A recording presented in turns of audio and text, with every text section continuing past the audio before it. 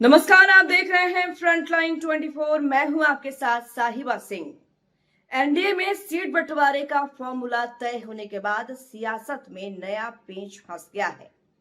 खबर है कि चिराग पासवान की पार्टी लोजपा रामविलास को गठबंधन में 20 सीटें देने पर सहमति बनी है, लेकिन इस फॉर्मूले से नाराज होकर पार्टी ने अब सीधे बिहार के मुखिया यानी कि मुख्यमंत्री पद पर दावेदारी ठोक दी है।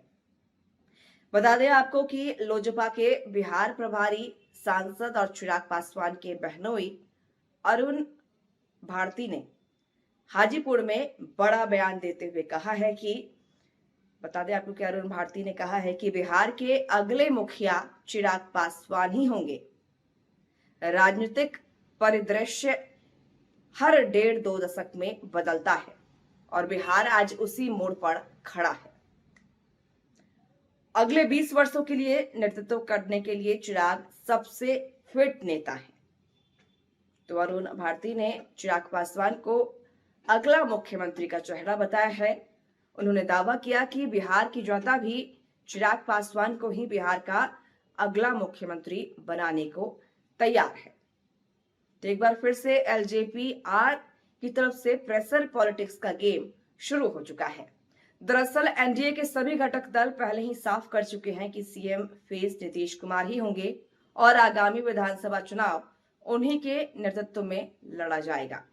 खुद चिराग पासवान ने भी हाल के दिनों में नीतीश कुमार को ही सीएम पद का दावेदार बताया था। नीतीश कुमार के नाम पर मुहर लगाते हुए विवाद खत्म करने की कोशिश की थी, लेकिन एक बार फिर से एलजेपी-आर के सांसद और चिराग पासवान के बहनोई ने एक बयान से घमासान मचा दिया है। लोजपा इन दिनों अपनी ताकत दिखाने के लिए नव संकल्प महासभाओं का आयोजन कर रही है। हाजीपुर पहुंचकर अरुण भारती ने न सिर्फ रणनीति पर चर्चा की, बल्कि मंच से चिराग पासवान के समर्थन में माहौल बनाने की भी कोशिश की। उन्होंने कहा कि 8 जून 2025 से हमने नव संकल्प महाअभियान शुरू किया है। जनता का आशीर्वाद हमें मिल रहा है और लोग चिराग पासवान को बिहार का अगला मुखिया मानने के लिए तैयार हैं। तो राजनीतिक परिदृश्य है वो हर 1.5 से 2 साल में 1.5 से 2 दशक में बदल जाती है। आज बिहार की राजनीति उस परिदृश्य पे है, वहाँ उस पैराडाइम शिफ्ट पे है जहाँ बिहार विधानसभा चुनावों के बाद अगले 1.5 से 2 दशक के लिए बिहार के अगले नेता का चयन होना है। ऐसे में लोक जनशक्ति पार्टी रामविलास 8 जून 2025 से हम लोगों ने नव संकल्प महासभा शुरू किया था, जिसका प्रयास यह रहा है कि इस नेतृत्व के गैप को भरने के लिए आज के दिन में कोई अगर सबसे सक्षम नेता, युवा नेता और ऐसा नेता जिसके ऊपर कोई एक दाग नहीं है, जिसके ऊपर कोई भ्रष्टाचार का आरोप नहीं है, जो जंगल राज की विरासत लेकर के नहीं आता है, साफ सुथरी ईमानदार छवि का, जिसके पास विजन है, कर्मठ है और बिहार के लिए कुछ करना चाहता है, हमारे नेता चिराग पासवान जी को इस आने वाले ये जो गैप है अभी आने वाले 1.5 से 2 दशकों में बिहार की राजनीति की दशा दिशा तय करने और उसकी धुरी भरने के लिए बिहार की जनता का उनका क्या आशीर्वाद है, क्या उनका कहना है।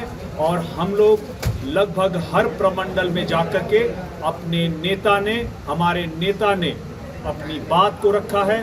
बिहार फर्स्ट, बिहारी फर्स्ट, अब का जो विकसित बिहार बनाने का विजन है उसको रखा है और साथ ही साथ बड़ी साफ गोई से कैसे विरासत स्वर्गीय रामविलास पासवान जी की विरासत को आगे ले जाते हुए विकसित बिहार बनाने का जो उनको सपना है उसको धरातल पर कैसे उतारेंगे, उन्होंने लगातार इसकी बात की है। और सबसे खुशी की बात यह रही है कि जहां भी जाकर उन्होंने अपनी बात को रखा है, हर जगह से हमारे नव संकल्प के अभियान को जनता का खूब आशीर्वाद मिला है।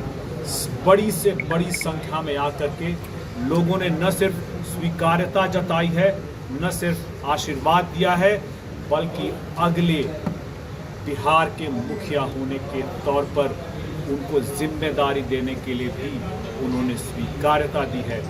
इसी का अगला पड़ाव आप याद कीजिए, शाहाबाद आरा से शुरू हुआ था। लोगों ने 2024 में जिस वैकल्पिक भवन में कार्य चल रहा था उसका सांसद निधि के माध्यम से निर्माण कराकर उस व्यवस्था को पुनः स्थापित करने का हम लोगों ने प्रयास किया।